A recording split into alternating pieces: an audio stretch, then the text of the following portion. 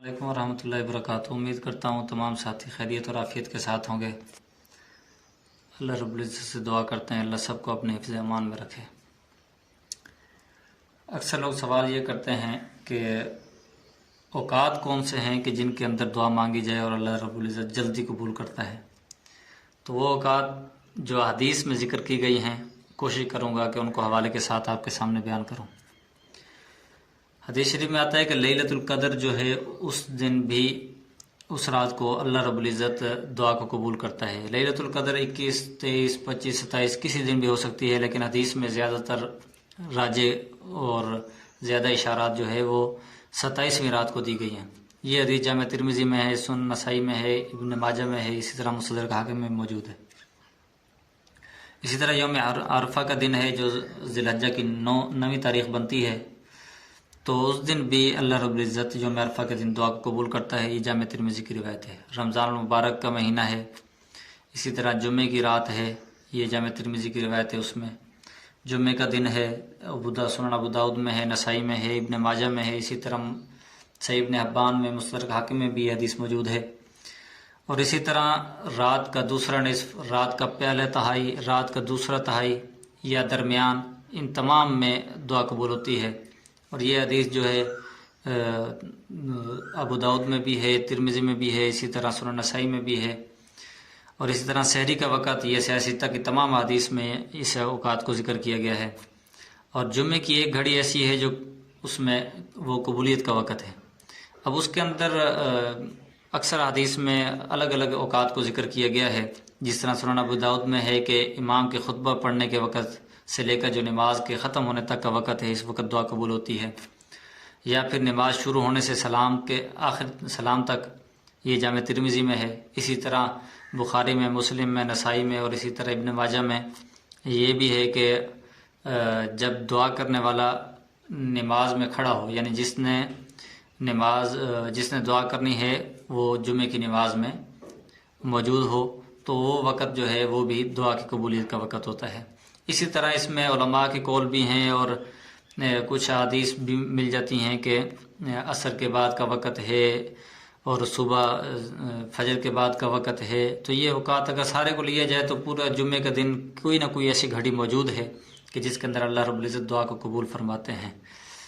इसी तरह जो है नमाज के लिए अज़ान के वक़्त, जब नमाज के लिए अज़ान दी जाती है, उस वक़्त भी अल्लाह रब्बुल इज़्ज़त दुआ को कबूल करता है। लेकिन ये वो वक़्त है कि आप अज़ान जब हो जाए उसके बाद दुआ करें, अज़ान के दरमियान में नहीं।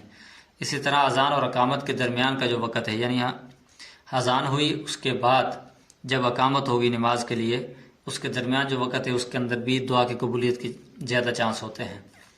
और ये हदीस जो है सुनन अबू दाऊद में है, तिरमिज़ी में, नसाई में, इनमें मौजूद है।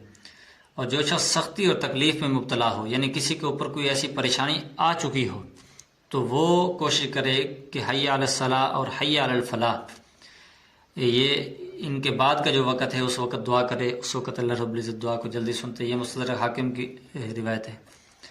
अल्लाह ताला के रास्ते में जिहाद के वक़्त खड़ा होने की हालत में जो, यानी कि एक कोई शख्स जिहाद के लिए निकला है या जिहाद के लिए खड़ा हो गया, यानी कि लड़ने के लिए जा रहा है, तो उस वक़्त भी अल्लाह रब्बुल इज़्ज़त जो दुआ मांगेंगे अल्लाह रब्बुल इज़्ज़त दुआ कबूल करेंगे। ये सही इब्न हिब्बान में मौजूद है। इसी तरह मुअज्जम तिबरानी अल कबीर में भी मौजूद है और मुअत्तब में ये हदीस मौजूद है।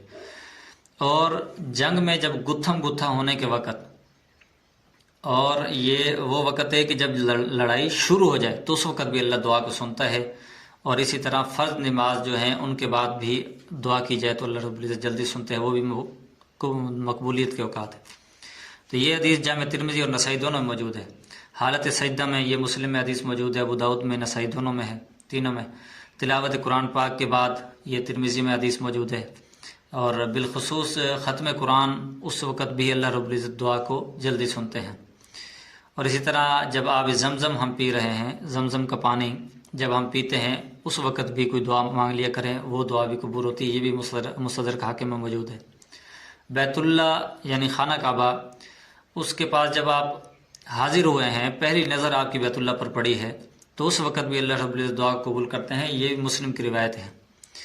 इसी तरह मुर्ग की आवाज़ के वक़्त था, मुर्ग जब अज़ान देता है تو اس وقت بھی دعا کیا کریں، یہ بھی حدیث میں موجود ہے، اور یہ حدیث بخاری، مسلم، ترمذی، نسائی چاروں میں موجود ہے۔ اور اسی طرح جب مسلمانوں کا اجتماع ہو کسی جگہ پر، کسی مجلس میں، اگر بہت سارے مسلمان اکٹھے ہوں، اگر وہ یعنی کہ دینی ماحول ہو یا کوئی اور ہو، یعنی کہ مسلمانوں کا اجتماع ہو، اس وقت بھی آخر میں دعا کر لینا وہ بھی قبولیت کا وقت ہوتا ہے۔ جیسے ہم دیکھتے ہیں کہ کوئی دینی پروگرام ہوتے ہیں، کوئی علماء وغیرہ آتے ہیں، جلسہ وغیرہ ہوتا ہے، بیان وغیرہ کرتے ہیں، اور آخر میں دعا ہوتی ہے، اور میں اور آپ کمزوری دکھاتے ہیں کہ اس وقت یعنی کہ فوراً اپنی سواریوں کی طرف دوڑتے ہیں کہ بعد میں رش ہو جائے گی، سواری کو نکالیں، اور دعا سے ہم محروم ہو جاتے ہیں۔ حالانکہ یہ سیاہ ستہ کی تمام جو 6 کتب ہیں، ان تمام کے اندر یہ حدیث موجود ہے کہ جب مسلمانوں کے اجتماع کے وقت دعا کی جائے تو وہ دعا بھی مقبولیت کا وقت ہوتا ہے۔